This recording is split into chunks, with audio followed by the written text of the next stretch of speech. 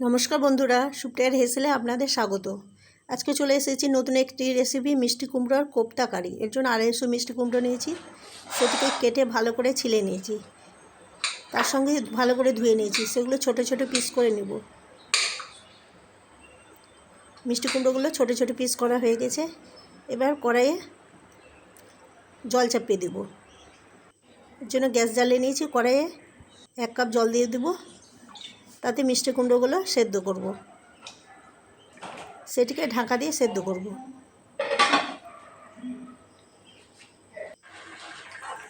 মিষ্টি কুমড়োগুলো সেদ্ধ হয়ে গেছে। এবার সেটিকে ঠান্ডা করব।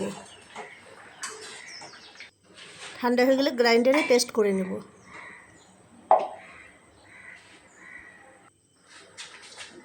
মিষ্টি কুমড়ো পেস্ট করা হয়েছে, সেটি কাচের বলে দিয়ে দিলাম। এবার তার মধ্যে ছোটো বাটি 1 বাটি চালের গুঁড়ো মিক্সড করব। সিদ্ধ চালের গুঁড়ো আমি এখানে দিয়েছি। তার সঙ্গে টক দই দিব 2 চামচ। সমস্ত ব্যাটারটা ভালো করে মিশিয়ে নেব।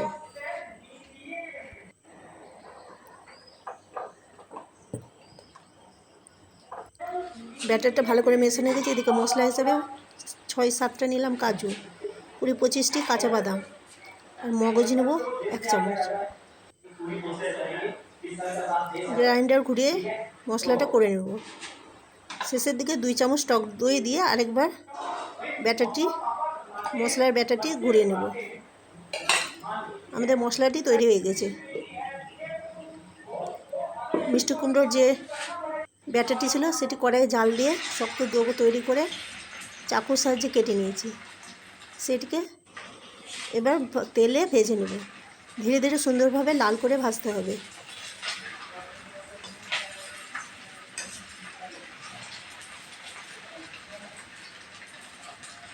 বন্ধুরা, ভিডিওটি দেখার সঙ্গে লাইক, শেয়ার, সাবস্ক্রাইব অবশ্যই করবেন। আপনাদের লাইক, শেয়ার, সাবস্ক্রাইব আমাকে নিত্য নতুন রেসিপি আনার অনুপ্রেরণা জাগাবে। পুরাতন বন্ধুদের অশেষ ধন্যবাদ, আর নতুন বন্ধুদের সুপ্রিয়ার হেসেলে স্বাগত। কোপ্তাগুলো লাল লাল সুন্দরভাবে ভেজে নেব।